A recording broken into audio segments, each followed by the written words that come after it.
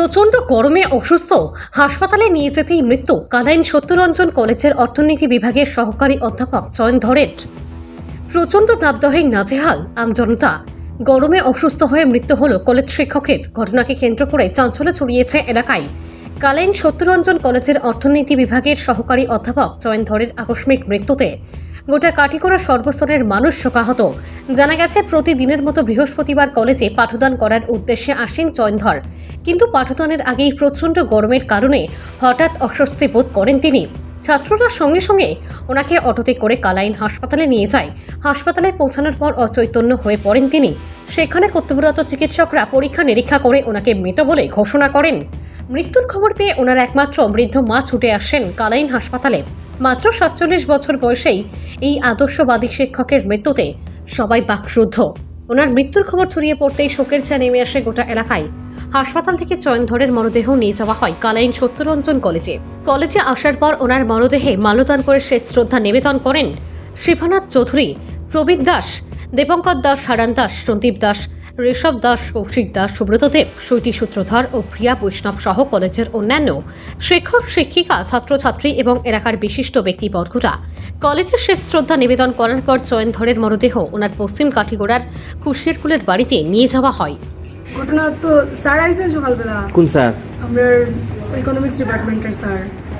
তো আওয়ার পরে স্যারে হাঁটরা এমনি নর্মালি হাঁটিয়ে হাঁটিয়ে ঢুকছেন কলেজে। ঢুকার পরে পার্কিং লটের সামনে গেছেন, হঠাৎ করে বুঝা গেছে স্যারের মাথা ঘোরার, স্যার হাঁটতে পারে না। তখন আমরা সাথেরই একটা রতন হে দৌড়িয়া গেছে, গিয়া স্যারে ধরছে। দৌড়িয়া তো মানে স্যারে ওর যে হাত ধরেছিল, স্যারে বলছে আমার ঘরে লইয়া ছিল, স্যারে আমার ঘরে নিয়ে যাও। তখন স্যারে একটু জায়গা হাঁটে হাঁটে আনা হয়েছে। আনার পরে তো এখান থেকে স্যারে গাড়ি তুটিয়ে দেওয়া হয়েছে আমরা কলেজ রোডের সামনে থেকে। আচ্ছা। দেওয়ার পরে নন্দু আসলো আমরা কলেজে। আচ্ছা। তো তারা দুইটা ছেলে লইয়া গেছে স্যারে। যাওয়ার পরে কই নিয়ে গেছে? ওইখানে কালাইন হসপিটালে। আচ্ছা। যাইতে যাইতেই মানে স্যারে হঠাৎ বলে শরীর একদম ফালাই দিছে তার উপরে। আর যাওয়ার পরে এখানে তো ডিক্লেয়ার হয়ে গেছে যে তার নাই। হসপিটালে যাওয়ার পরে? আচ্ছা আচ্ছা। খুব মানে বেশি গরমে লাগে হইছে নাকি তাই ঘটনা? কিছু হিট স্ট্রোক হইছে না এরকম বুঝলেন? হইতে পারে, এখনো তো কিছু রিপোর্ট দিছে না বা কোনো কিছু কইছে না। এখন সব আমরা কলেজের স্টাফ বা ইওরা গেছেন, টিচাররা গেছেন। কি আজকের ঘটনাটা? আজকে অ্যাকচুয়ালি আমরা সবাই বসেছিলাম, স্যার এসেছিল কলেজে। স্যারের নামটা কি? স্যারের নাম হলো চয়নধর। আচ্ছা। তো স্যার এসেছিল, তো এসে মজিবুর স্যার, হ্যাপি ম্যাডাম ওদের সাথে অফিস রুমে গল্প করছিল। আমি প্রিন্সিপাল রুমে আসছিলাম।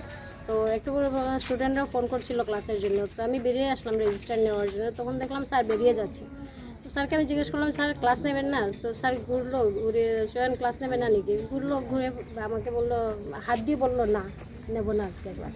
জাস্ট এইটা বললো। আমি বললো, চয়ন আসো আসো এদিকে আসো। তো আর কিছু বললো না, চলে গেল। একটু পরে আমাকে মিহির স্যার, আমি ক্লাসে গিয়েছি, তো মিহির স্যার আমাকে ফোন করলো যে স্টুডেন্ট নাকি ওকে ফোন করেছে যে স্যার রাস্তায় পড়ে গেছে। তো আমি ইমিডিয়েট ক্লাস ছেড়ে চলে আসলাম। এসে জিজ্ঞেস করলাম, তখন মিঠুন আসলো, আমাদের সুব্রত দাস। ও আমাকে বললো, হ্যাঁ ম্যাডাম আমি ওই হসপিটালে পাঠিয়ে এসেছি।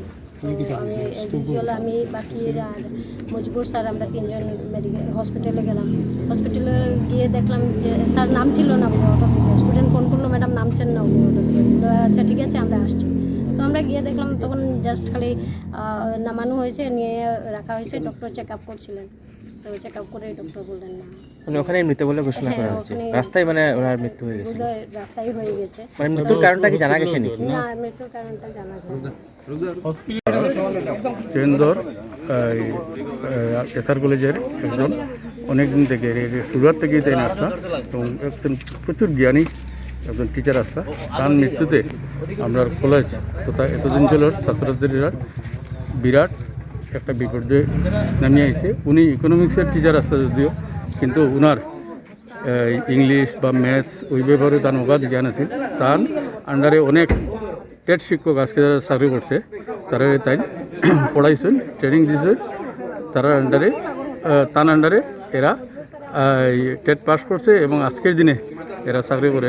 তার মৃত্যুতে এলাকায় একটা গভীর